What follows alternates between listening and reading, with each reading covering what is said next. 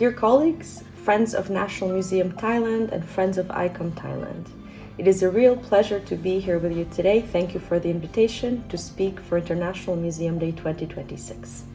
My name is Junia-Elli. I'm the Director of International Development for France Muséums, a private public company created nearly 20 years ago by the French government to manage the creation of Louvre Abu Dhabi in relationship with its partner institutions such as Louvre, Musée d'Orsay, Musée Guimet, Pompidou, etc. I'm trained as an architect and I have worked across many cultural institutions worldwide, notably in North America. A brief word on what we do. France Muséums is an international museum consultancy. Our work spans 8 areas of expertise, from strategic planning to collection management to conservation, capacity building, and so on and so forth. We believe that a museum comes alive when all of these disciplines come together to create a cohesive whole, speak to each other in the service of a shared vision, to allow for a moment of marvel between a visitor and a work of art. The question I have been invited to reflect on today is one we are all currently already living.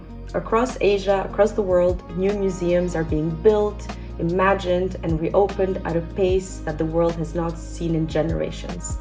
What kind of institution should they become, and what can our experience offer to that conversation? I come to this question from a particular vantage point. Amongst the many projects we have accompanied, as I just mentioned, one stands at the very heart of our story. Louvre Abu Dhabi was born of the largest intergovernmental cultural agreement that was ever concluded between 2 states, France and the United Arab Emirates, and it was built over a decade of partnership, opened its doors in 2017, is celebrating its 10th anniversary next year, and since its opening, it has welcomed more than 1 million visitors a year. Let me name the convictions that shape our work globally. The first, we believe it is important to stay faithful to the collection while opening the museum up to public life. A museum that closes in on its collection becomes a museum from specialists for specialists. A museum that loses sight of the work stops being a museum. The discipline lies in holding both at once. The second, let the program come before the building or at least advance at the same time. The story a museum wants to tell shapes the walls around it, not the other way around. The third, build with and for local communities. Buildings can be built from the outside, but institutions cannot, especially ones with a public mandate. They take root only when the people or the place make them their own. The fourth, think in networks, not in single buildings. A museum reaches further when it belongs to something larger than itself. That could be a cultural district, a national system, a curatorial partnership. The strength of any one institution is amplified by the strength of all of them together. These 4 lessons run through everything that follows. The first lesson on staying faithful to the collection and celebrating it while opening the museum to public life was tested fully at Louvre Abu Dhabi. Louvre Abu Dhabi was conceived as a universal museum reimagined for the 21st century. To be universal here means to focus on what unites us as humans. The stories of human creativity told beyond individual civilizations, time, or place. The galleries are arranged in chronological order, not by geography. In the first gallery, 9 thematic groupings show humanity's shared themes, such as maternity, religion, or dance. For example, 3 terracotta figures stand together, a dancer from Tang Dynasty China, a figurine from Greek antiquity, and a statuette made in 19th century Paris. Same size, same material, made by different hands.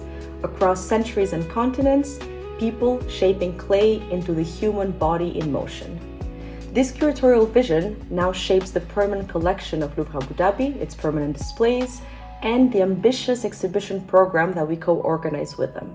Dragon and Phoenix explored centuries of exchange between the Chinese and Islamic worlds. Bollywood superstars traced Indian cinema and its global reach. Kings and Queens of Africa examined the artistic expression of power across the African continent.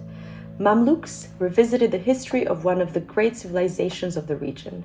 Each of these exhibitions and many others have been an invitation to look at human creativity across borders rather than within them, and to speak directly to the community that visits the museum: Emiratis, regional residents, international visitors, and the wider public who have made Louvre Abu Dhabi their own. The first lesson has a second phase. A museum that is faithful to its collection must also be open to public life. This is a tension at the heart of any museum today. A museum closed in on its collection, treating the works as an end in themselves, becomes a museum for specialists. It loses its public. A museum reduced to a social space where the accountant with the work fades away stops being a museum at all. The American sociologist Ray Oldenburg coined the term third space for the places beyond home and work where civic life can take place, such as cafes, libraries, or public gardens. We strongly believe that museums built to last, museums of the 21st century, must belong to this category, but on one condition: that they remain faithful to what only they can offer, the encounter between a visitor and an original work of art. This thinking shaped Louvre Abu Dhabi from the very beginning. For example, the Children's Museum places original artworks at children's eye level. Its gardens, its outdoor covered areas, its public programs turn the building into a destination beyond the galleries. People come for the architecture, return for the gardens, and discover the collection along the way. The true measure of a museum is not the visitor who comes once, but it is the visitor who comes back on a random afternoon with a friend out of habit. The second lesson is one I have learned partly by counterexample. Louvre Abu Dhabi was in some ways an exception. The beautiful architectural gesture led, and the curatorial vision advanced in parallel, working very closely with the architect, Atelier Jean Nouvel, to make sure they spoke to one another. The versatile design of the Louvre Abu Dhabi, notably the modular cubes that build up the galleries, allowed for adjustments as the program and the curatorial journey was written. As a trained architect, I do not say this lightly. In our experience, the strongest museums are those where the curatorial project is defined first, the story the museum wants to tell, the visitors it wants to welcome. When the program leads, architecture becomes an extraordinarily important instrument. When the architecture leads, the program may spend years catching up. The institutions that have time to do it the first way should take that time. At the very least, both program and architecture need to work very closely together to guarantee a successful and sustainable building and a built environment that will last for generations to come. The lesson has shaped our practice ever since. A great museum is a continuous conversation between program and place. The building, the gardens, the cafe, the bookshop, the auditorium, the cafeteria, the way a visitor arrives and is welcomed are all part of how the work becomes art. A building can be built from the outside, but an institution cannot. It takes root only when the people of the place make it their own. The curators, conservators, educators, administrators, the neighboring families, the school groups, the regular visitors, the tourists. This is why co-creation and capacity building sit at the very heart of our practice. In 2024, in partnership with the Institut National du Patrimoine, we launched Museo Pro, a training program for the Department of Culture and Tourism of Abu Dhabi. Over 200 cultural professionals have come through these programs. In Indonesia, we worked with the Indonesian Heritage Agency to train their museum professionals. In Ghana and in India, we delivered workshops for curators, researchers, and education experts. The patterns across all of this work is the same. We believe that the true success of a museum depends, first, on its co-development and co-creation with its local community, and second, of course, by its appropriation by local audiences. The fourth lesson is one we have come to hold very firmly. A museum reaches further when it belongs to something larger than itself, such as a cultural district where institutions stand within walking distance of each other. Sometimes this can be a national system where a single mission is carried across many sites, where collections, expertise, and exhibitions move between institutions. Louvre Abu Dhabi sits on Saadiyat Island, alongside other major cultural institutions now taking shape. A single museum is a building, but a district is a destination. Visitors come for one institution and discover another. Communities form around shared programs, and cultural life takes root because there is something to return to. The Parisian museum system works on a different principle. Many institutions distributed across the city, each with its own identity, are brought into a shared network and through working relationships. The strength of any one of these institutions is amplified by the strength of the whole. These are different models, different scales, but the principle they share is the same. Cultural institutions become more than the sum of their parts when they work as a network.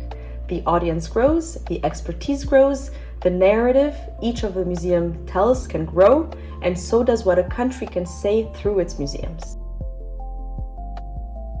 These lessons have been tested across a body of work that now reaches across the world. In the Gulf, our home for nearly 2 decades, we continue to accompany Louvre Abu Dhabi.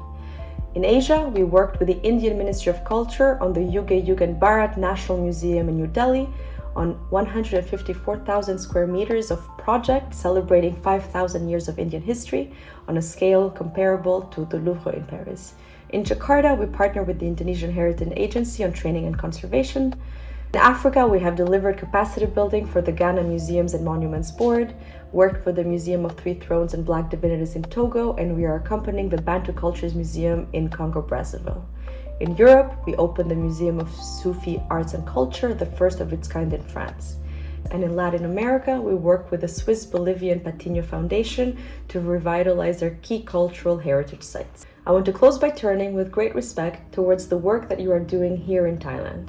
I had the pleasure of visiting the National Museum in Bangkok and other museums this past January, which allowed a deep dive into the rich history and culture of Thailand. I understand that the National Museum of Thailand is a network of dozens of museums across regions from the north to the Central Plains to the south. This is a strategic asset most national systems would envy because a network can do what a single museum cannot. It can reach every region, carry a national narrative across generations, and can put cultural life within walking distance of communities that would otherwise have to travel for it, while providing the necessary administrative and operational infrastructure in place to support all of the museums. The questions we have been working through across the world are the same questions facing the museums in Thailand and across the region. The museum of the 21st century will not look the same in Bangkok, in New Delhi, in Abu Dhabi, or in Jakarta. It cannot. Each country brings its own heritage, its own communities, its own questions, its own challenges. What it can share across all of these places is a way of working by celebrating its collections, remaining open to public life, prioritizing program just as much as architecture, being developed with and for the community it serves, while remaining connected to other institutions through networks that make every institution stronger. We at France Museums believe deeply in this way of working because we have seen time and time again what it produces. And we are honored to find in the National Museum of Thailand partners who are already living these convictions in their own way. Thank you for inviting me into your conversation today.